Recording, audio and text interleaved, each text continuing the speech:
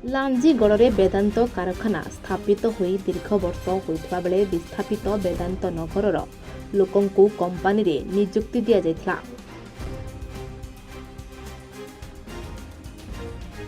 ହେଲେ କମ୍ପାନୀରେ କାର୍ଯ୍ୟରତ ସମୟରେ ସେମାନଙ୍କର ଦେହାନ୍ତ ହୋଇଥିଲା। କିନ୍ତୁ କାର୍ଯ୍ୟରତ କର୍ମଚାରୀଙ୍କ ଦେହାନ୍ତ ପରେ ତାଙ୍କ ପରିବାରଙ୍କୁ ବେଦାନ୍ତର ଅଣଦେଖା ଯୋଗୁଁ ଗତ 4 ତାରିଖରୁ 4 ଦିନ ଧରି ସ୍ୱାମୀଙ୍କ ଚାକିରି ସ୍ତ୍ରୀମାନଙ୍କୁ ଦିଆଯାଉ ବୋଲି ଜିଲ୍ଲାପାଳଙ୍କ କାର୍ଯ୍ୟାଳୟ ସମ୍ମୁଖରେ ଧାରଣା ଦେଇଥିଲେ। କିନ୍ତୁ ସେଠାରେ ଜିଲ୍ଲାପାଳ କୌଣସି ନିଷ୍ପତ୍ତି ନ ନେବାରୁ ପୁଣି ବେଦାନ୍ତ ମୁଖ୍ୟ ଫାଟକରେ ମଧ୍ୟ 7 ତାରିଖ ଦିନ ଧାରଣା ଦେଇଥିଲେ।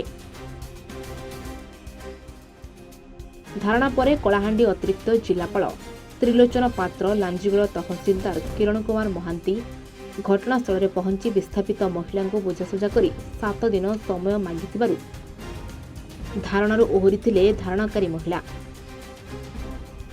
ଏନେଇ ଆଜି ଲାଞ୍ଜିଗଡ଼ ବେଦାନ୍ତ ବିସ୍ଥାପିତ ମହିଳାଙ୍କ ସମେତ କଳାହାଣ୍ଡି ଅତିରିକ୍ତ ଜିଲ୍ଲାପାଳ ତ୍ରିଲୋଚନ ପାତ୍ର, ଲାଞ୍ଜିଗଡ଼ ତହସିଲଦାର କିରଣ କୁମାର ମହାନ୍ତି, ବିଶ୍ୱନାଥପୁର ଥାନା ଅଧିକାରୀ ମମତା ହେମ୍ବ୍ରମ, ଲାଞ୍ଜିଗଡ଼ ଥାନା ଅଧିକାରୀ ବିଜୟ ଲକ୍ଷ୍ମୀ ହିକାକ, ଏସ୍ଡିପିଓ ଅଜୟ ଦାସଙ୍କ ସମେତ ବେଦାନ୍ତ କର୍ତ୍ତୃପକ୍ଷ ବେଦାନ୍ତ ନଗରସ୍ଥିତ ବେଦାନ୍ତ ଦକ୍ଷତା ତାଲିମ କେନ୍ଦ୍ରଠାରେ ବିସ୍ଥାପିତ ମହିଳାମାନଙ୍କ ସହିତ ଆପୋଷ ବୁଝାମଣାର ଆଲୋଚନା କରିଥିଲେ।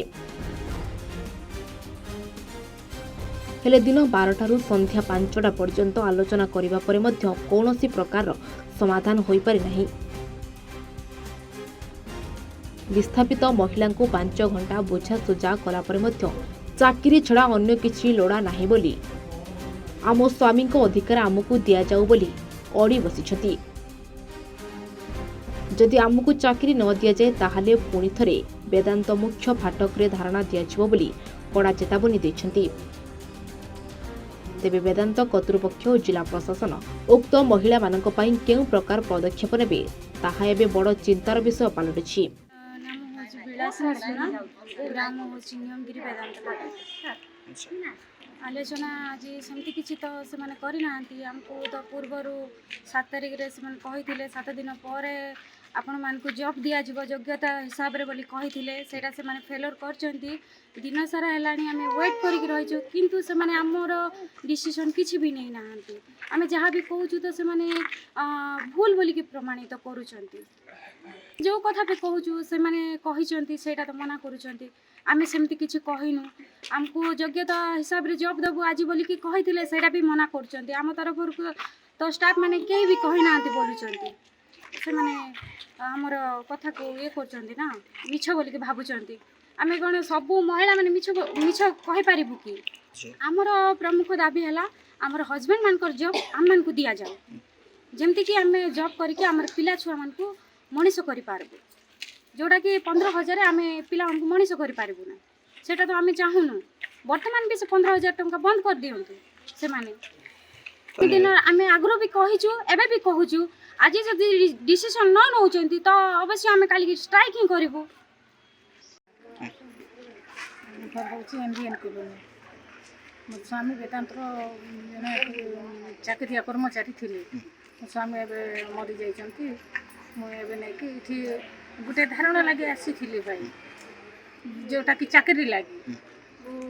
ବେଦାନ୍ତର କର୍ମଚାରୀମାନେ କହିଥିଲେ ଯେ ଆହୁରି ଚାକିରି ମାଗିଗଲି। ମୁଁ ଯେତିକି ବେଲେ ପ୍ରଥମ ଥର ତାଙ୍କେ କହିଲେ ଯେ ନାଇଁ କଲେକ୍ଟର ମ୍ୟାଡ଼ାମ୍ ପାଖକୁ ଯାଅ ବୋଲିକରି କହିଲେ। କଲେକ୍ଟର ମ୍ୟାଡ଼ାମ୍ ପାଖକୁ ଯାଅ ବୋଲିକରି କହିଲାରୁ କ'ଣ କଲେକ୍ଟର ମ୍ୟାଡ଼ାମ୍ ଚାକିରି ଦେବେ କି କହିଲାରୁ ତାଙ୍କେ କହିଲେ ଯେ ହଁ କଲେକ୍ଟର ମ୍ୟାଡ଼ାମ୍ ଯଦି ହଁ କହିଲେ ଆମେ ତୁମକୁ ଚାକିରି ଦେବୁ କହିଲେ।